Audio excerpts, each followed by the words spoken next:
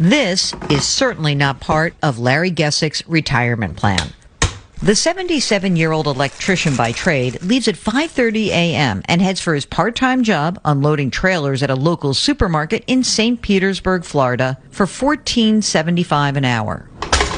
His wife, Joyce, 66, prepares for her workday, making $14 an hour as a full-time legal administrator. It's not really a retirement. What is it? It's working every day. The Gessicks came out of retirement not because they wanted to, but because they had to, and are among the 11 million Americans, 1 in 5 over 65, who are still working. It's hard, 77, still busting my butt. So I call it the work, retire, repeat syndrome. Labor economist Teresa Ghilarducci says work is the new retirement. More than half of the people who are retired right now do not have enough money to be retired. Who's to blame for all of this?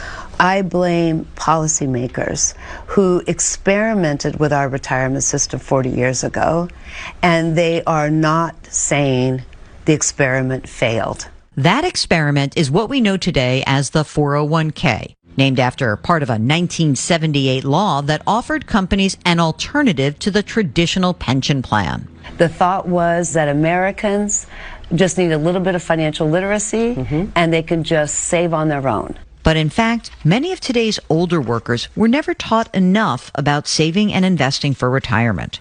I grew up on a farm. Nobody there instructed any of us to put money aside and make your own way later on down the road. Whether you're past 65 like the Gessicks or almost their ages, there are a few rules of the road to keep in mind. Basically, everyone needs a plan.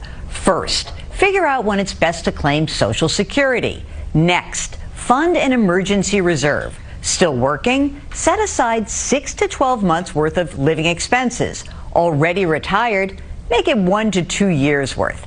And keep that reserve in a safe, easily accessible interest-bearing account.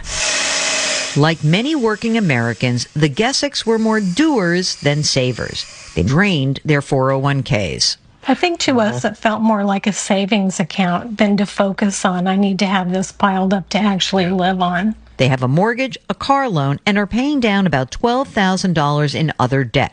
But even with Social Security, some old pension funds, and their paychecks, money is tight. All these expenses and the debt paydown leaves you with very little money every month, right? Yes. How much is that? $50.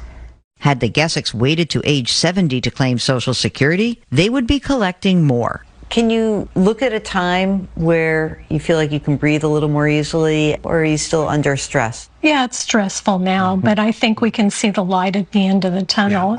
Getting there won't be easy. For Eye in America, Jill Schlesinger in St. Petersburg, Florida.